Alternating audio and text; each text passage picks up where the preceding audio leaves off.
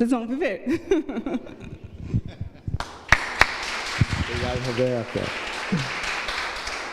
Uau, que gostoso, né? Ouvir essas histórias. E agora eu vou contar a minha, assim a gente encerra essa celebração. A minha gratidão a Deus deste ano é por Ele estar permitindo eu viver coisas extraordinárias. Quando a Dani estava ministrando aqui e falou sobre isso, porque o ordinário é o ordinário, né, gente? O ordinário é do todo dia, é o comum e corrente, né? E todos nós vivemos nessa dimensão. E Deus, desde o início do ano, aliás, tudo começou, mais especificamente, há um ano atrás, exatamente há um ano atrás. E Deus começou a falar deste novo que estava vindo. Nós já críamos nisso, mas de repente veio uma avalanche de novo. Na minha vida com Deus, no meu relacionamento com a Cristina, no meu relacionamento com a igreja, e foi de fato, e está sendo extraordinário. Bem como a Roberta falou, nós estamos vivendo este tempo de coisas maravilhosas da parte de Deus. E uma outra palavra que me vem à mente também quando eu penso neste ano, é exponencial. O exponencial não é aquela coisa assim do pouquinho, né? O exponencial é quando vai uma ascendente assim, né?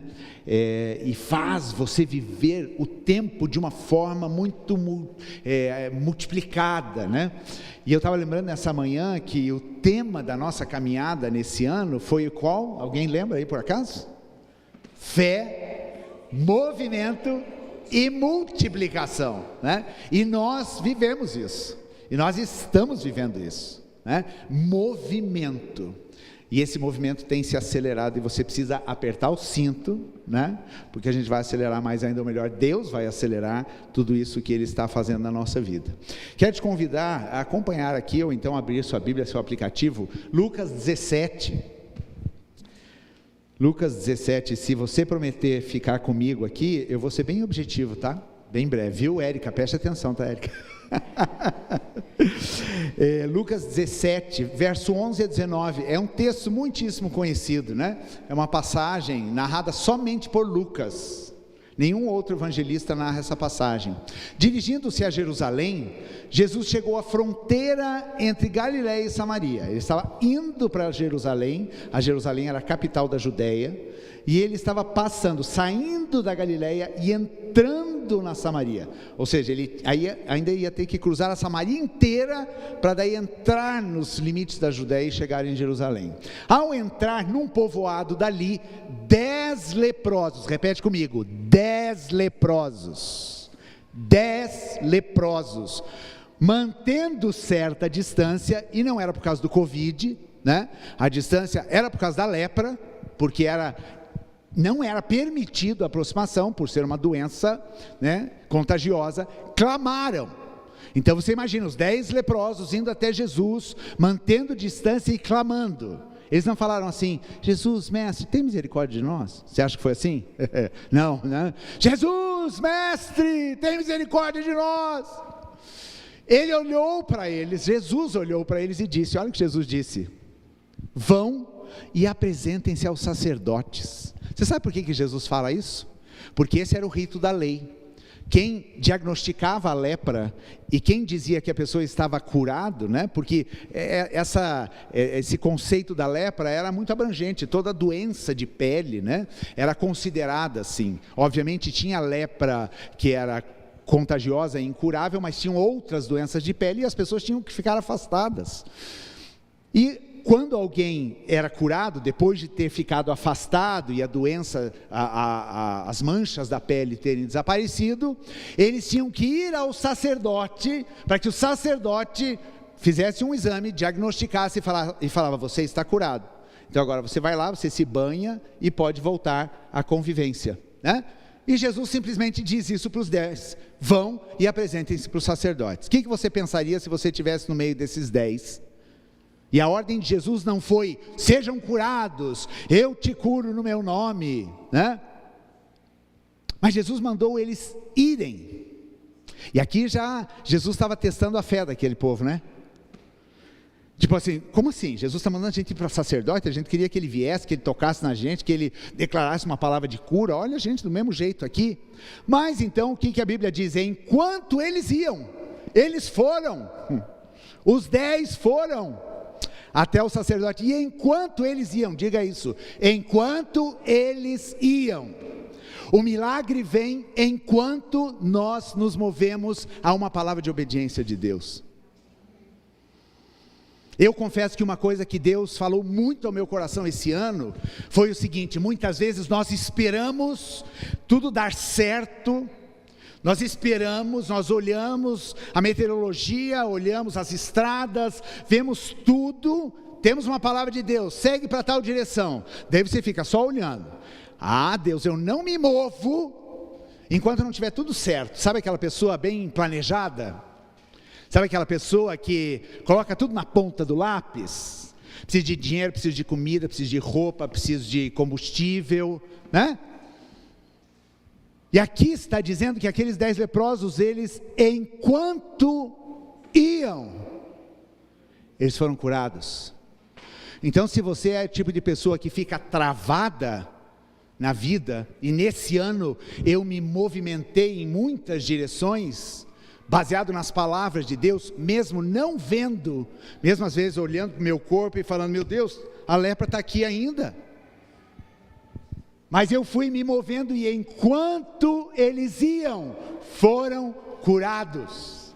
O milagre de Deus acontece quando nós nos movemos em obediência à voz dele.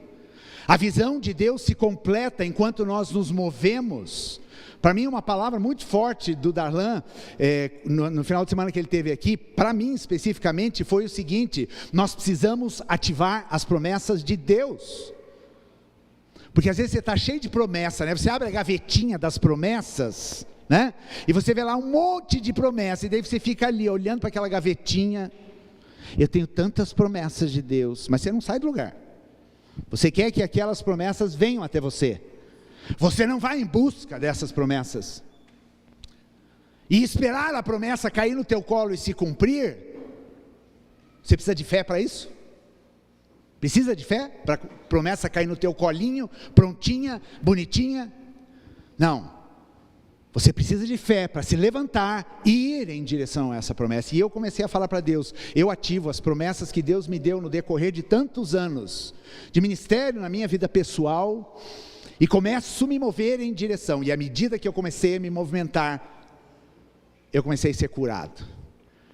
Deus começou a ativar coisas, e coisas começaram a acontecer, coisas sobrenaturais, coisas extraordinárias, e eu poderia fazer uma lista imensa. Seguindo, verso 15, um deles, quantos eram? Um deles, ao ver-se curado, voltou a Jesus, louvando a Deus em alta voz. Quantos foram curados?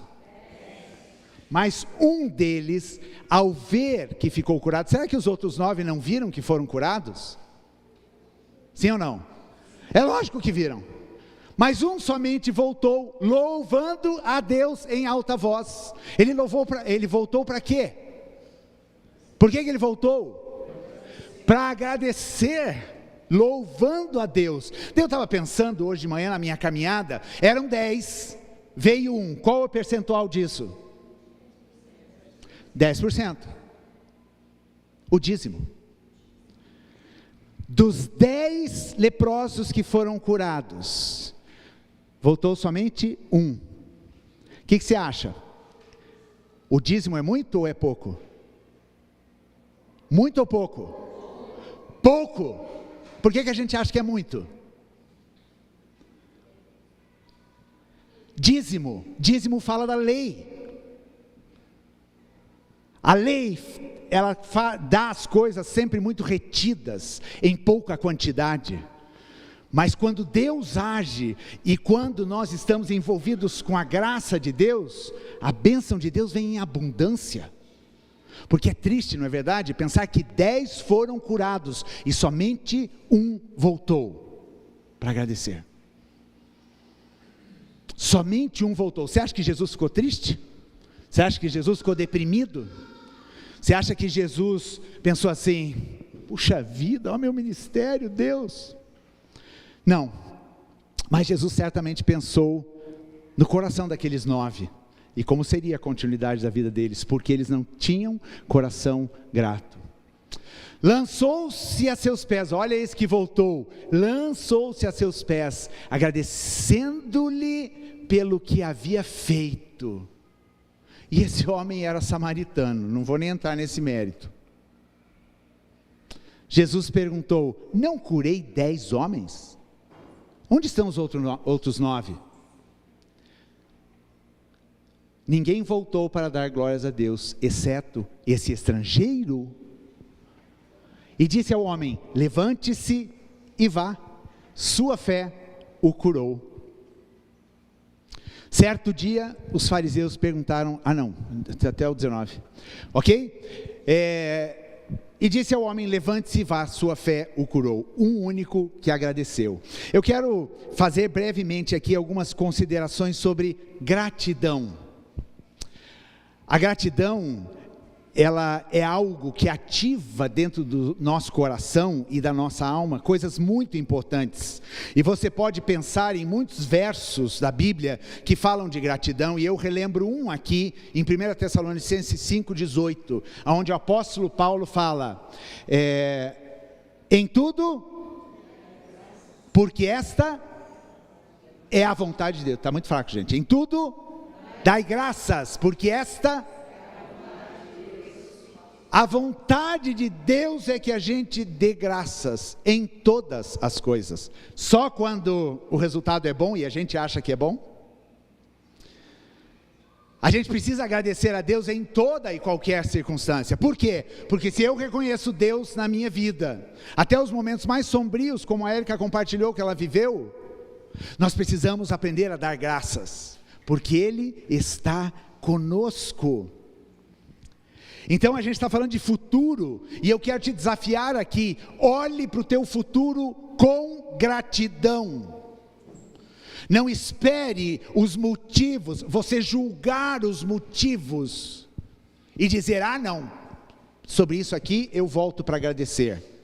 Mas por aquela luta, por aquela provação, não, aquilo não tem motivo para eu voltar. Volte sempre para agradecer. Gratidão tem a ver com, em primeiro lugar, atitude de coração. Gratidão tem a ver com atitude de coração. Não é simplesmente um obrigado.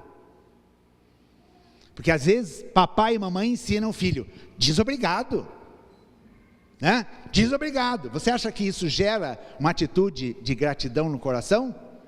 Não, gera simplesmente aquela coisa mecânica: obrigado, obrigado, né? Mas a gratidão é algo que é muito mais profundo, ela brota do coração, ela exige um exercício, ela exige uma prática. Eu preciso exercitar a gratidão, porque a nossa tendência natural é agradecer? Sim ou não? Gente, confesso para vocês que às vezes eu fico assim, né? Tipo, você dá um lugar na vez, assim, uma entrada numa preferencial ou no trânsito, alguém que está querendo entrar ali e tal, o que você fica na expectativa? Da pessoa? E às vezes deixei o cara entrar e não faz nenhum joinha, né? A natureza do homem não é de gratidão, né? A tua e a minha natureza humana não é de agradecer, mas é uma natureza da ingratidão, do não reconhecimento. Por quê? Porque isso não sai do coração, não é uma atitude do coração. E daí essa pessoa até faz, mas muitas vezes ela faz de uma forma obrigada, né? E quando você tem essa atitude de coração, a gratidão blinda a tua alma. Esses dias eu estava conversando com um segurança que eu evangelizo quando eu passo nas minhas caminhadas, e ele falou: Reinaldo, eu fico muito revoltado, tem gente que passa aqui e acha que a gente é, né, escravo, não sei o que, não dá nem oi e tudo mais. Eu disse assim: Vanildo, não deixe de ser educado com as pessoas, não deixe de dar a sua palavra. O que ela faz com isso não é um problema seu, é um problema dela, mas seja assim, transmita esta gratidão, porque isso é algo que é gerado no coração. Então, se nós temos essa atitude de coração, nós vamos agradecer a Deus sempre, e isso vai blindar o meu emocional. Segundo lugar, gratidão tem a ver com reconhecimento. Aquele que voltou é porque ele reconheceu o poder de Deus por meio de Jesus Cristo. E o maior inimigo da gratidão qual é? Oi? O maior inimigo da gratidão é a reclamação, é a murmuração. Mas graças a Deus ninguém tem dificuldade com isso aqui, né? Então a gente segue, né? Gratidão é reconhecimento. Gratidão é voltar para você dizer muito obrigado, e a gente precisa começar a exercitar isso, muitas vezes dentro da nossa casa. Com o esposo, com a esposa, com o filho. Querida, obrigado porque você fez isso. Eu preciso exercitar isso, é um reconhecimento. Esses dias eu ouvi reclamar. O que é reclamar? É uma palavra pesada, não é? O que é reclamar? É você clamar de novo. E o que é o clamar de novo? Você clamou, você pediu, você não foi atendido, daí você volta lá e você bate na mesa e daí você reclama. Isso aí não tem a ver com o Espírito de Deus. Você acha que um crente pode reclamar algo para Deus? Se você clamou e você colocou nas mãos do Senhor, reconheça que Ele vai fazer, e quando Ele fizer, volte. Não tem essa atitude de reclamação. E essas coisas, elas são geradas como um hábito na nossa vida, né? Tem gente que tem dificuldade com isso. E nós precisamos fazer morrer essa natureza da murmuração, né? Você está, o dia, está frio, está quente, está muito frio, choveu, não choveu, né? Reclamação e murmuração continuamente, isso não pode existir nos lábios daquele que crê. Romanos 8:28 diz o quê? Sabemos que todas as coisas cooperam para o bem dos que amam a Deus. A chuva coopera para o bem, as enchentes cooperam para o bem, os ventos cooperam para o bem, as lutas cooperam para o bem, os enfrentamentos cooperam para o bem. E é no meio, né, das nossas lutas, das coisas ruins que acontecem na nossa vida, que nós vemos a bondade e a graça de Deus. Se aqueles 10 homens não tivessem leprosos, eles iam ver o milagre? Não. A circunstância era ruim, mas o milagre veio em meio a essa circunstância. Então, reconheça. Quando a gente é grato, a gente reconhece até as coisas ruins que acontecem na vida. E a gente aprende até a não murmurar diante das dificuldades. Furou o pneu. Glória a Deus. Obrigado, Jesus, tu sabes, né? Quantas vezes essa furada de pneu, esse atraso aí que você teve, esse imprevisto, não trouxe sobre a tua vida livramentos que você nunca imaginou e talvez nem possa imaginar. Um pneu que fura para evitar um acidente, um atraso de uma consulta para evitar qualquer coisa pior. Reconheça e agradeça por todas as coisas. As coisas ruins que acontecem na nossa vida geram resistência. Eu louvo a Deus, eu olho para trás para a minha vida e eu tenho uma coleção de perrengue, gente, de luta, de enfrentamento. Eu olho para trás e falo, Jesus, obrigado porque eu passei por todas elas, porque hoje eu sou mais forte. Hoje eu sou mais resistente. Pode bater que o couro aqui já está mais, né? Já está bem grosso, né? Terceiro motivo aqui, né? Gratidão tem a ver com graça. Gratidão tem a ver com graça. Quando você é grato, você despeja graça na vida das pessoas. Por que é a graça? A graça é você receber um favor que você não merece. E por que você agradece? Porque você recebeu uma graça. Volta para agradecer aquele que recebeu a graça. A gente não merecia tudo que a gente ouviu aqui, mas Deus é gracioso. Ele derrama graça para que nós possamos despejar graça sobre a vida das pessoas. Então gratidão tem a ver com essa graciosidade. Em quarto lugar, Gratidão tem a ver com contentamento. Contentamento. Paulo fala lá em Filipenses 4:12, aprendi o segredo de me sentir contente em todo lugar e em qualquer situação. Esse é o coração que a gente precisa alcançar. Esse é o coração da pessoa grata. Eu aprendi a ser contente, ser grato em toda e qualquer situação. Exercite isso na sua vida. Contentamento. A murmuração e a reclamação é porque a gente sempre quer algo a mais. É que nem aquela criança que ela recebe um presente. Ah, mas você não vai me dar. Poxa, acabei de dar um presente. E já está pedindo uma outra coisa. Ah, mais. Ai, que bom, obrigado Deus. Mas, você resolveu esse problema. Mas e aquele lá? Contentamento. E por fim, gratidão tem a ver com prosperidade. Sabe por quê? Porque a pessoa grata, ela vai receber mais das bênçãos de Deus. Você acha que daqueles 10 leprosos, todos foram abençoados na mesma medida? Não. O que voltou certamente foi abençoado em medida maior. Primeiro, porque ele teve um outro encontro com Jesus. Ali ele encontrou Jesus de novo. E Jesus o abençoou. Aqueles 9 foram. Talvez no dia seguinte, ou na semana depois, eles já nem sequer se lembravam mais daquele Jesus que deu aquela palavra: vão e se apresentem aos sacerdotes. Prosperidade por quê? Pensa num pai que dá um presente por filho. Todo mundo aqui, ou a grande maioria, são pais, né? Daí você dá um presente para o seu filho. Como que você fica quando o teu filho te agradece, toda hora está falando: pai, que legal, que bom que você me deu. E daí no dia seguinte ele acorda, ele vai brincar com aquilo e ele fala: poxa pai, eu estou tão feliz. Você fica como? Satisfeito. Você vai pensar 2 vezes quando teu filho te pedir alguma coisa? Não, eu vou dar. Puxa, eu vou dar, porque ele fica tão grato, ele expressa tanto gratidão. Eu quero abençoar naquilo que ele me pede. Agora comece a dar alguma coisa para um filho, e daí ele fala: ah, obrigado pai. Daí no dia seguinte: pai, você não vai me dar aquela outra coisa?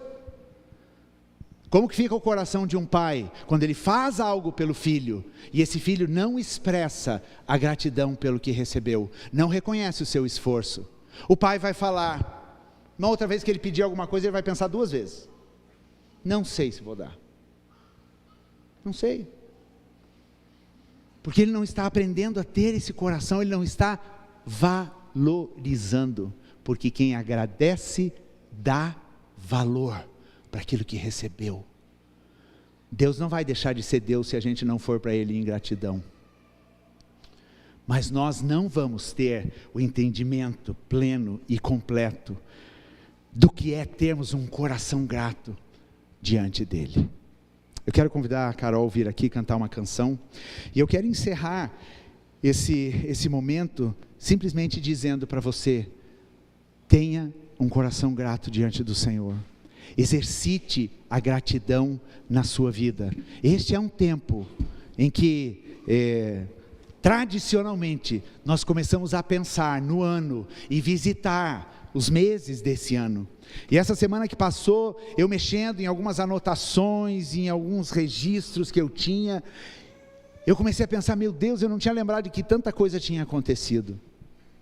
Quantos motivos de gratidão, quantos motivos. São incontáveis os motivos, e a gente quer ter essa atitude de gratidão, porque à medida que eu for grato a Deus e reconhecer o tanto que Ele tem feito por mim, Deus vai me fazer prosperar, porque Ele fala: esse é um filho que sabe valorizar aquilo que eu dou, esse é um filho que me honra quando ele recebe as minhas bênçãos, esse é um filho que transborda na vida dos outros. E por isso então eu vou encher ele de provisão, porque ele é um bom mordomo das bênçãos que eu concedo. Eu queria te convidar a ficar em pé enquanto a Carol canta essa canção. E eu quero que você aí comece a pensar nos seus motivos de gratidão, que você possa expressar a tua gratidão a Deus por tudo que Ele fez na sua vida, neste ano de 2023.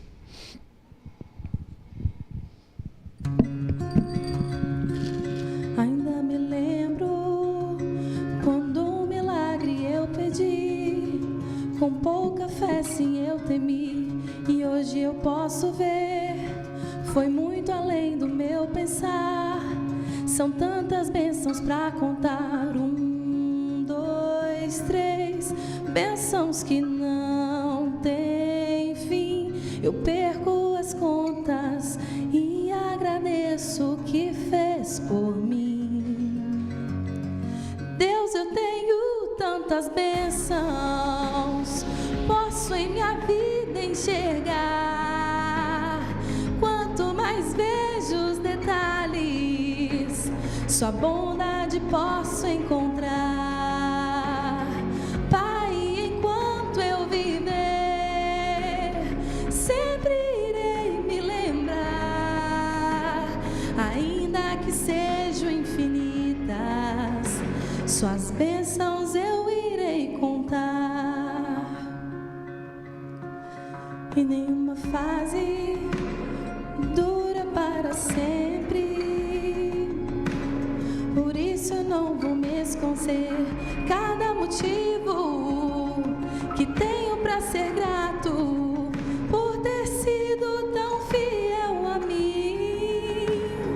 Deus, eu tenho tantas bênçãos, posso em minha vida enxergar. Quanto mais vejo os detalhes, sua bondade posso encontrar. Pai, enquanto eu viver, sempre irei me lembrar, ainda que sejam infinitas, suas bênçãos eu irei contar.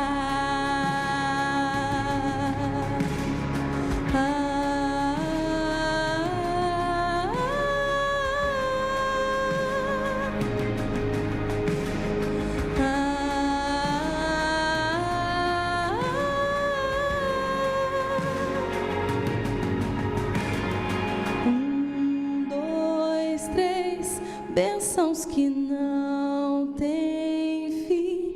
Eu perco as contas e agradeço o que fez por mim.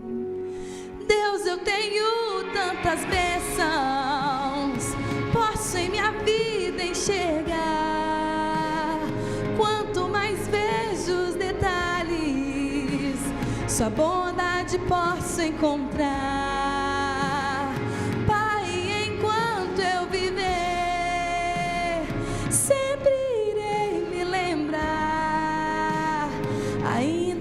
Sejam infinitas, suas bênçãos eu irei contar. Ainda que sejam infinitas, suas bênçãos eu irei contar. O salmista diz lá no Salmo 103: bendize a minha alma ao Senhor e não te esqueças. Não te esqueças de nenhum só dos seus benefícios.